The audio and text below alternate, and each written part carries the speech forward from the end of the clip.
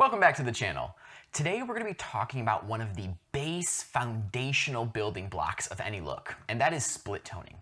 Now, just as a little backstory, when I first started hearing about split toning when it came to filmmaking, I was actually really resistant to the idea. And that's because before I started getting into any sort of color or Davinci Resolve, I had messed around with split toning in photo editing applications.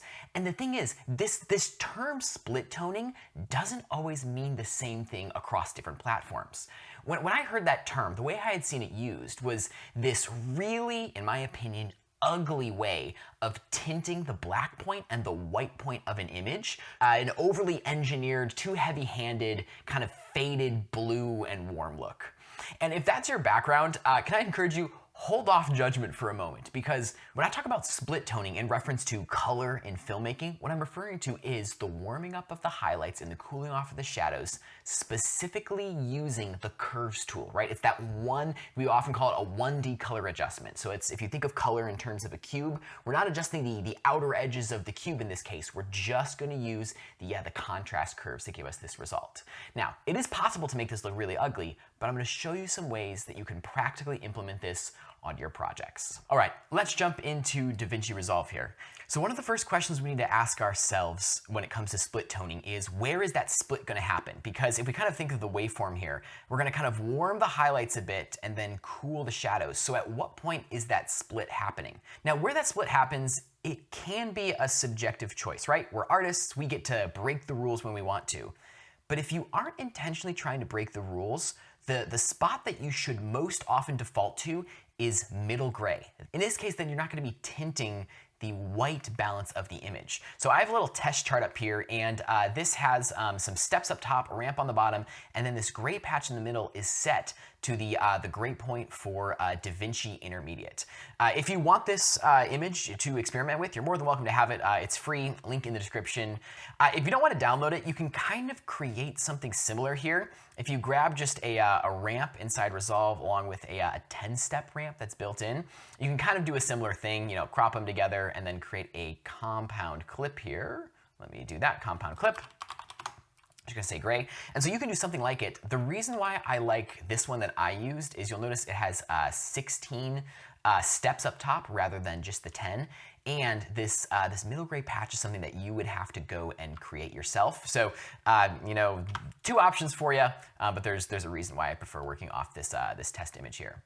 And what you can do in Resolve is, as you start to try to develop your split tone, we can just take our little qualifier tool here. So qualifier, click on the mid gray, and you'll notice in our curves, we've dropped a point right on the mid gray point of Davinci Intermediate, which is very, very convenient for us. The next thing I'm going to do is, if I were to just start, grabbing the curve and moving it around, what I find is that it's often very sensitive work. So I'm going to drop my key output here. Often I just do 0.333. It's about a third of the effect. So we're kind of scaling back the sensitivity of the tool here, so the output is not going to be quite as strong. Now, as we're trying to decide, what do we do with the highlights? What do we do with the shadows? One of the ways we can look to see, well, what are some best practices is actually by looking at what kind of split toning naturally occurs in film. So one of the ways we could do this is in Resolve, we're actually provided with a Kodak 2383 film print emulation. This doesn't fit with the Davinci Intermediate space, but what we can still do is open up the scopes and see what's happening to the split toning. And you'll notice, right, the blues are brought down a little bit, so we're getting this warm boost in the highlights where kind of the red and green channels are a little more prevalent. And then as we go toward the bottom end of the image, right, we get more of a blue boost happening. And then the red and the green is also a little bit lower. And you can also just look at the screen here, right? As we look at this ramp, you'll notice the warm boost in the highlights and then the cool tones sneaking in the shadows. Also, can I point out to you that we don't get any weird, gross tinting of the white point or the black point. The black point might have just the tiniest bit of cooling to it, but you're really neutralizing a lot of the curve when it comes to the bottom end. And then towards the top, right, they're all kind of returning back towards a more neutral point. With that knowledge, let's delete the LUT there and start thinking about this split toning. So I'm gonna pop out the curves here just so we can have a little more space to work with. As I look at the steps up top and as the waveform at the bottom, let's start doing a similar thing. We noticed that at the top, right, we had a little bit more of a warm boost at the top. We noticed that the blues kind of dropped down a little bit. And in that LUT there, we had a little bit of a green addition. I'm not going to do quite as much initially, but let's just start pushing this out a bit and see what we come up with. All right, so there we have the beginning of some of the highlight warming. And now let's jump down to the bottom portion of the image. The reds, I'm gonna drop some of the red out so we start getting some of the blues coming through. Give ourselves a little bit of a blue boost at the bottom. And then I think for right now, I'm gonna leave the greens fairly neutral. I think for this example, we're gonna start there. I like it. Okay, so now that we've done this, we have to kind of move out of the theory portion and start testing it on actual clips. So what I'm gonna do is, right here, I actually have some frames from a previous film I worked on. Now, they have already been color managed into Davinci Intermediate, so at the end of this, oh, you know what? I'm in the clip phase right now. I am going to move this to the timeline, so we're now affecting all of the clips in the timeline. I'm just gonna label this to be a good little colorist. So that's our split toning. And then at the end, I am going to go over and drop our Davinci Wide Gamut to Rec 709 Color Space Transform so that these images start looking, they have a proper color management pipeline. So let's take a look at an image like this to begin with. So if I take the split toning off, looks like that. And if I add the split toning back in, it looks like this. So immediately, one of the things that I'm finding is I feel like this is already a little bit strong in its essence. So I'm gonna back out a little bit of the cooling in the bottom end of the image there. So let's just toggle that on and off.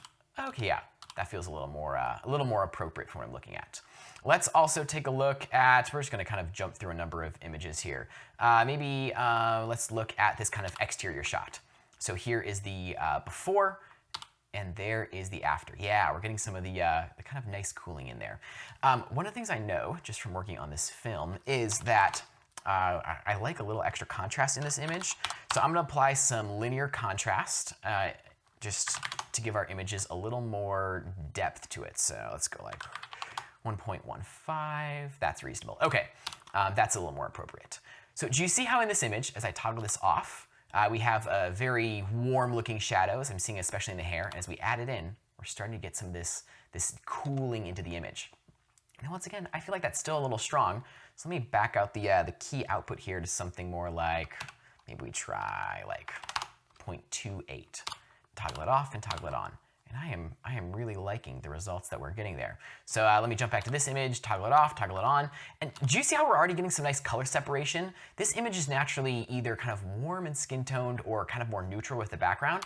Kick on the split toning, and all of a sudden we've got some nice color contrast being built into the image. Now as I look at some of these brighter daylight shots, let me maybe look at, let's start at this image here. If I pull this off and add it, you'll see that the adjustment is definitely having an effect. I'm noticing some of the cooling happening towards the lower end, and the skin is definitely warming up a bit. And while I like this, it's not too extreme of a shift. I don't feel like I'm radically altering kind of the base of the image. But one of the things we have to remember is that when we're developing a look for the film, this is something that's gonna touch every single shot. And we have to test this in different environments.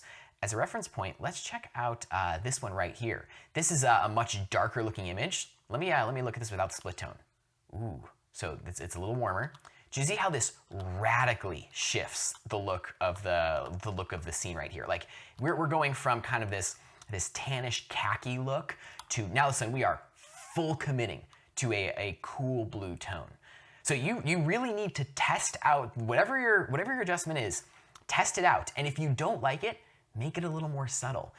This is, I think, one of the mindsets that we have to have as colorists when we're building out the look of a film, is the more variety of shots that you're working with. So the longer the piece, the more different environments you're working in, oftentimes the more subtle of a touch you need to have, because that's gonna be working over all the shots. If you're working on something like a short film, you can often be a lot more aggressive with the look that you have at a global level, because it's not gonna need to be as durable over many shots. This is another good example of looking at split toning. If I take this off, we'll notice, let me zoom in here. This image is already so blue in the shadows that when I disable it, it doesn't feel like we're getting dramatically bluer, but what we are doing is this little cast of light is getting just a touch warmer due to the split toning, and that's adding a little more color separation in the image. Now, something that you might have noticed if you've played around with any sort of print film emulation is oftentimes this split, the pivot point that happens in the curve, actually doesn't happen at the mid-gray point of the image. Let me go show you this Kodak LUT again.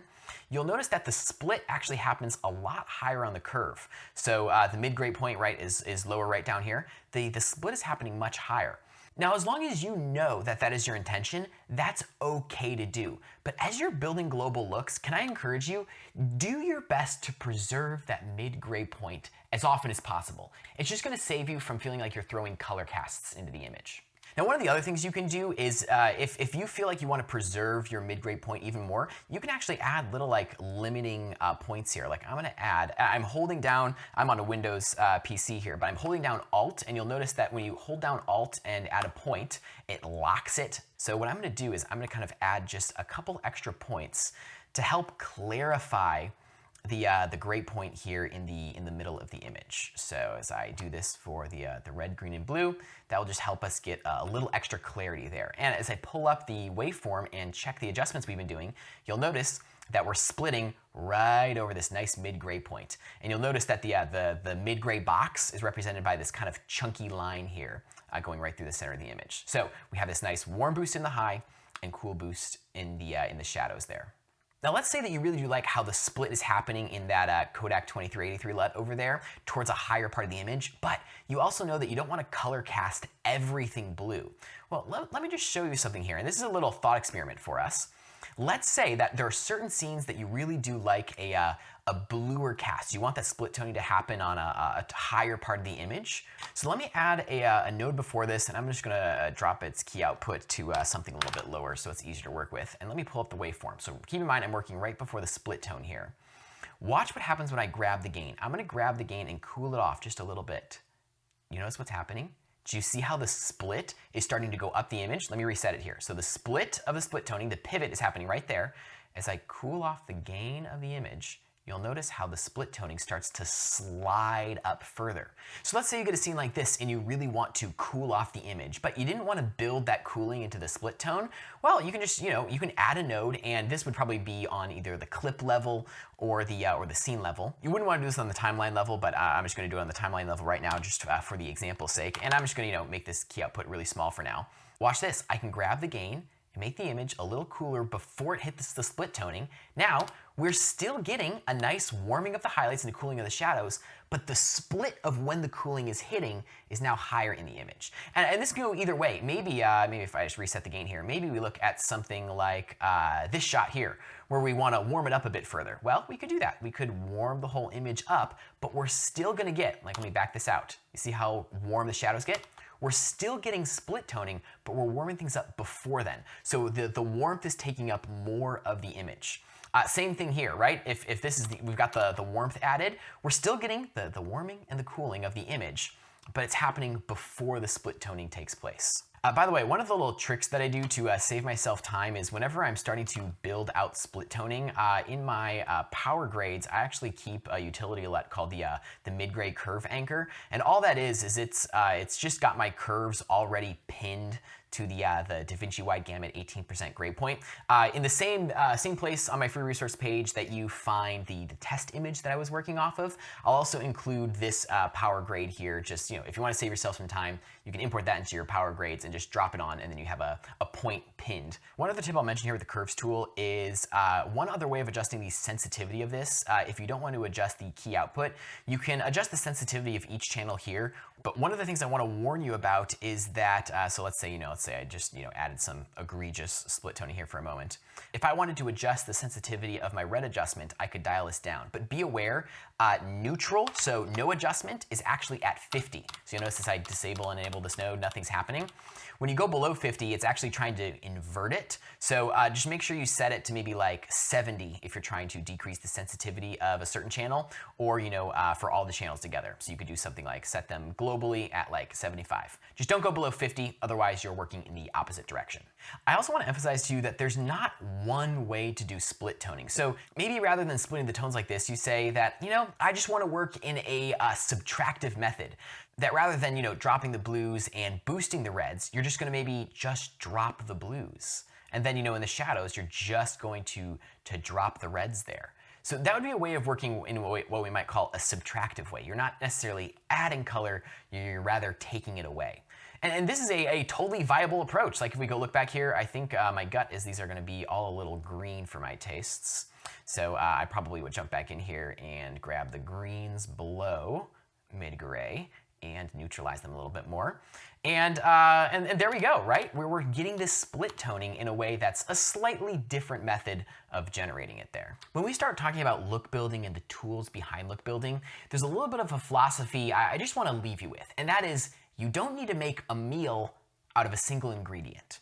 I think sometimes when we're presented with a new tool like split toning, if this is something you haven't played around with a lot before, it might be tempting to feel like you have to build the look of your film right here. Oftentimes, a really rich look is built up of a couple small, thoughtful, purposeful adjustments.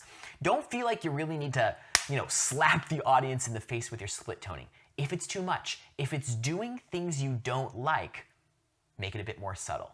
One of the goals that I have whenever I'm building a look for a film is ask, when I add this adjustment, is it only doing things that I like? Because if it's doing things I don't like, I either need to dial it back or find a different way of approaching the solution. So don't feel like you need to make a whole meal out of this ingredient. If you want that Davinci Intermediate test frame that I was working off of, as well as that Powergrade with that anchor point already set for you, find the link in the description. It goes right to my resource page. You'll find those both for free as a download available there. The next step from here is just give it a try.